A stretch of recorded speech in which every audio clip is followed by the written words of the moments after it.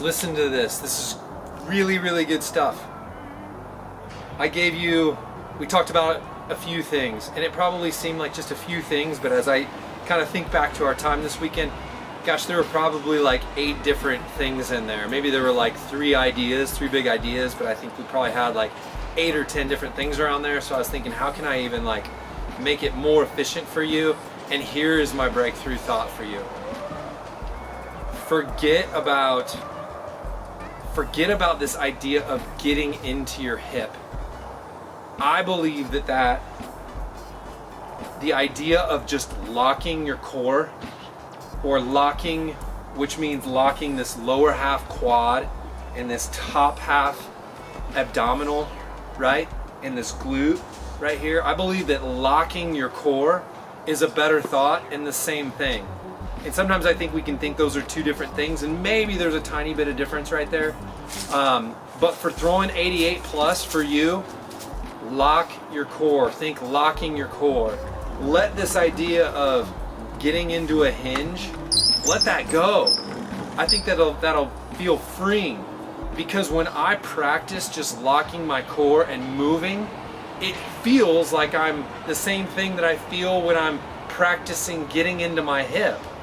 Sometimes I think those are 2 different things and practice 2 different things for those, but the idea of locking into my core from here to here and around, I think is a thought that you and I can do better. If you think about how to do that, right, we have to make your core feel the lock, and then we have to make your core feel locked and stay locked, right? Feel locked and stay locked. So if I was telling you just on your pelvis, you know, like if you were walking and I just said, hey, tilt your pelvis up when you're walking, you'd be like, okay, I'm locked. And then if I said, now walk like that, right? There's 2 different phases, getting locked and staying locked. And that's all we have to do with the pitching motion, is get locked and stay locked. And the way to do that is just 3 steps probably. One is start with a soft knee. Start with soft knees. When you start with soft knees, you can feel, I can even pick this foot up a little bit, and I can feel this locked, right? But start with soft knees. Bounce a little bit, you can feel the lock starting to happen, right? So I'm getting locked. Now I have to stay locked, or maybe even get more locked through pitching or through my delivery. And so that is when I raise here with this knee, don't raise it just halfway. Why? Because if I can raise it higher, I will pull that pelvis under, and I'll go from locked to more locked if I raise that knee. The top half will come in a little bit, the bottom half will roll up, and I will get super locked. And then out of that, I will stay locked.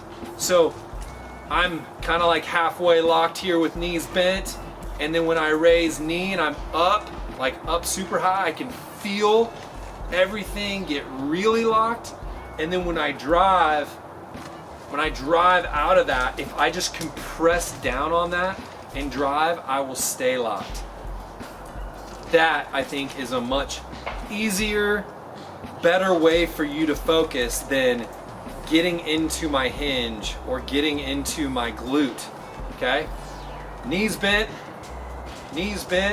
feel a half lock, big knee, feel that pelvis come underneath and feel a bigger lock. Drive out while you're compressing down on it, stay locked. And then the last piece for you, I would just think, I'm gonna finish, when I hit, I'm gonna finish here instead of here, right? Instead of helicopter, right? I'm gonna drive through that front glute, down and through, core still locked, and then my leg comes through. We talked about a lot of things. I think you can forget the hip hinge conversation and kind of turning over the rubber. I think you can forget that. I think you can forget, I think you can even forget a little bit of like landing with heel or toe, because I think if you're locked and you stay locked, I think you're not gonna land toe.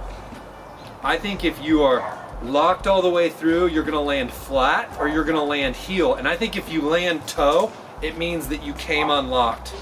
Okay? But so I wouldn't worry too much about that. I wouldn't even worry about speed down the mound. I wouldn't worry about drift. I would worry about getting locked really well, staying locked, driving through that front glute and heel, okay, and letting my backside work down to the ground, even still staying locked, right? My core is transitioning through, still staying locked through the release of the baseball, and then everything comes unlocked.